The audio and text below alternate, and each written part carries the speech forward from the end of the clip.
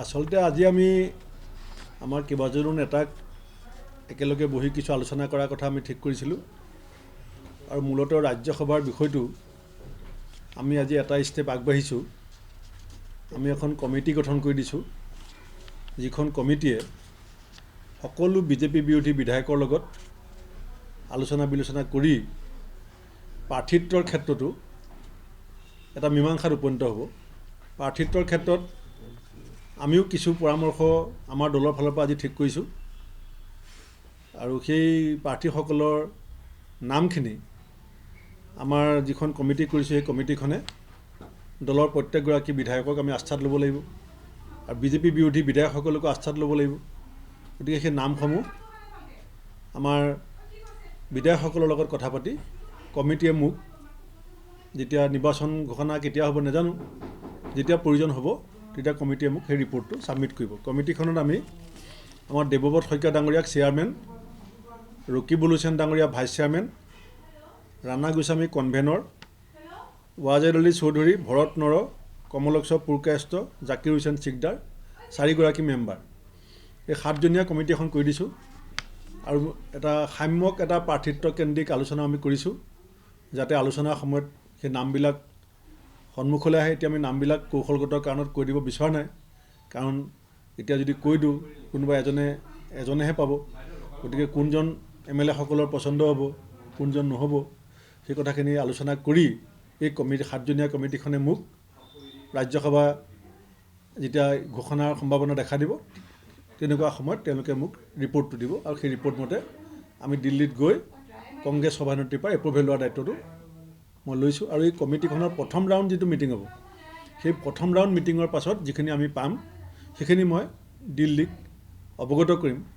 আজি সভাখনত ৰকিবুল হুছেইন ডাঙৰীয়া সোঁশৰীৰে থাকিব পৰা নাছিল, কিন্তু তেখেতক আমি ভিডিঅ' কনফাৰেন্স জৰিয়তে আমাৰ আলোচনাত তেখেতক ৰাখিছিলোঁ আৰু আমি সেইকাৰণে আমি এই গোটেই যিকেইজন আজি বহিলোঁ আপোনালোকে দেখিছে যে আমি আজি এই সিদ্ধান্তকেইটা লৈছোঁ। মই এতিয়া নাম আৰু এইখিনি নকওঁ, কেলৈ কমিটিখনক দায়িত্ব যেতিয়া দিছোঁ সেই কমিটিখনে তেওঁলোকে মিটিং কৰাৰ পাছত কিছু কথা আৰু আগবাঢ়িব। কিন্তু আজি মই এইটোৱে কৈছোঁ যে এটা আমি থুলমূল এটা নামৰ ক্ষেত্ৰতো আলোচনা কৰিছোঁ, কিন্তু সেই কমিটিখনক আমি কৰ্তৃত্ব দিছোঁ। নামৰ ক্ষেত্ৰত প্ৰথমতে বিধায়কসকলৰ সৈতে আলোচনা কৰোঁ, বিধায়কসকলে আৰু অখিল গগৈ ডাঙৰীয়াক কি কয় আমাৰ মনোৰঞ্জন তালুকদাৰ ডাঙৰীয়া ARDFৰ লগত আলোচনা কৰি নামবিলাকৰ ক্ষেত্ৰত এটা সহমতত আহিবৰ কাৰণে কৈছোঁ। এতিয়া সহমত নহালৈকে মই নাম ক'ব বিচৰা নাই। ভূমিকাটো আমি লৈছোঁৱেই, আমি ভূমিকা লৈছোঁ আৰু ভূমিকা আমি সময়োচিতভাৱে লৈছোঁ আৰু আমাৰ ভূমিকাক তেখেতসকল নিশ্চিতভাৱে সন্তুষ্ট হ'ব। আমি সেই কথাটো আলোচনা কৰিছিলোঁ। এতিয়া আলোচনাত আমি এনেকৈ ক'ব বিচাৰিছোঁ যে ৰাজ্যসভাটো হৈয়ে থাকিব, 1 নম্বৰৰ পৰা আৰম্ভ হওক, আমি 1 নম্বৰ পাৰ্টি, তাৰপিছত তেওঁলোকে ছেকেণ্ড পজিশ্যনত আছে অপজিশ্যনত। এবাৰ আমি অখিল গগৈকো চান্স দিব লাগিব, এবাৰ বামপন্থীসকলকো দিব লাগিব। গতিকে যিহেতু 4 বছৰত অন্ততঃ 4বাৰ ৰাজ্যসভা হ'ব, গতিকে এইটো ৰোটেশ্যন কৰি থাকিম। এই ইনভেষ্টমেণ্ট শব্দটোৱে মুখ্যমন্ত্ৰীয়ে নিজকে কি বুলি সজাব বিচাৰিছে? এটা সাংবিধানিক এখন আসনত বহি থকা এজন মানুহে কংগ্ৰেছত যে ইনভেষ্টমেণ্ট কৰি আছোঁ, তেওঁ নিজকে কোনটো পৰ্যায়লৈ নিছে মুখ্যমন্ত্ৰীজনে?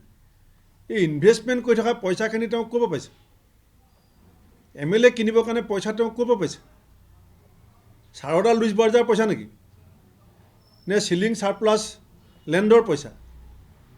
ক'ৰ পৰা আহিছে এই পইচাবিলাক?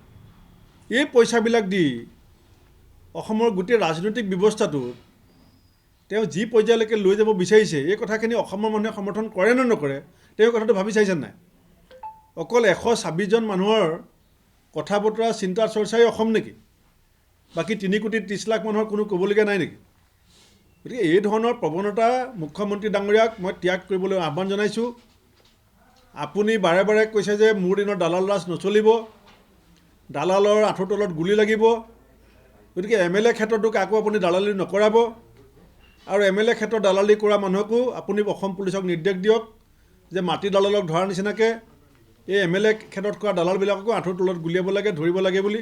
কাৰণ ইতিমধ্যে অসমৰ ৰাইজে কৈছে যে আপুনি এটা এনকাউণ্টাৰ দিৱস পাতিব লাগে, আপুনি এটা এনকাউণ্টাৰ দিৱস পাতিব লাগে। আপুনি কৈছিলে ল'ৰাবিলাকক বুলেট দিব, বুলেট পোৱাৰ আশাত অসমৰ যুৱ প্ৰজন্মই আপোনাক মামা বুলি মাতিলে।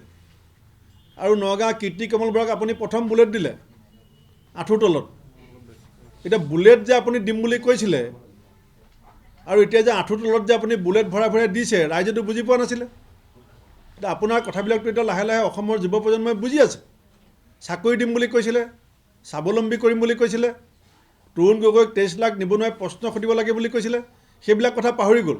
এতিয়া MLAত ইনভেষ্টমেণ্ট কৰা, মই মুখ্যমন্ত্ৰী ডাঙৰীয়া আপোনাক সুধিছোঁ যে ইনভেষ্টমেণ্টৰ পইচাবিলাক আপোনাক ক'ৰ পৰা আহিছে? কোনে দিছে আপোনাক পইচাবিলাক?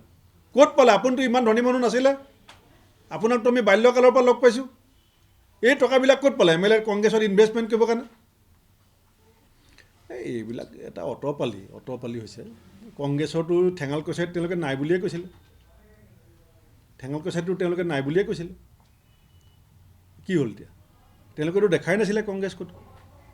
কিন্তু তেওঁলোকৰ কথা এইবিলাক মানুহে এদিন মোদীক ক'ব এই গুজৰাটৰ পানী পাইপৰ তলেদি তেজ যায়, এতিয়া আকৌ মোদী ফটো কাষত নল'লে প্ৰেছলৈ আহিবই নোৱাৰে, টিভিত ওলাবই নোৱাৰে। এওঁলোকে নহয় জানো?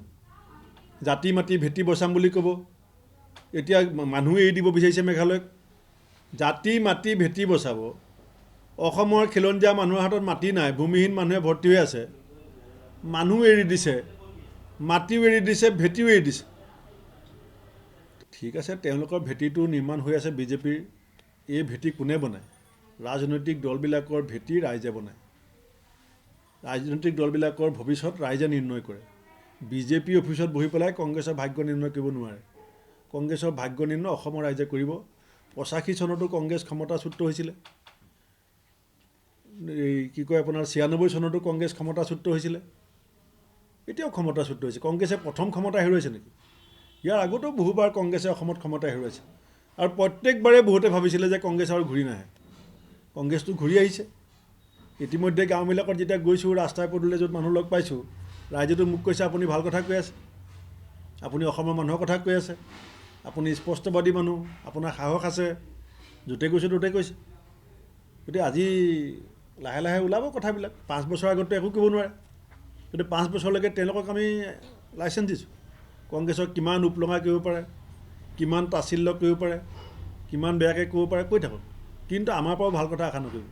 মানে 5 বছৰ আগত অসম বিধানসভা ভঙা পৰ্দাত আমি নাই। আমি MLA কিনাত ইনভেষ্ট কৰিব নোৱাৰোঁ, আৰু আমি MLA কিনাত আহি থকা সময়ত কেতিয়াও ইনভেষ্ট নকৰোঁ। কিন্তু তেওঁলোকে যে কৈ আছে দল বাগৰিছে, উত্তৰাখণ্ডত কি হৈছে? উত্তৰাখণ্ডততো বিজেপি কেবিনেট মন্ত্ৰীবিলাক কংগ্ৰেছত জইন কৰিছে। উত্তৰ প্ৰদেশত বিজেপিৰ কেবিনেট মন্ত্ৰীবিলাকে সমাজবাদী পাৰ্টীত জইন কৰিছে। ত্ৰিপুৰাত বিজেপি MLA বেলেগ পাৰ্টীলৈ গৈছে। আমাৰ অফিচতো সিদিনাখন বিজেপি নেতাবিলাকে জইন কৰিছে।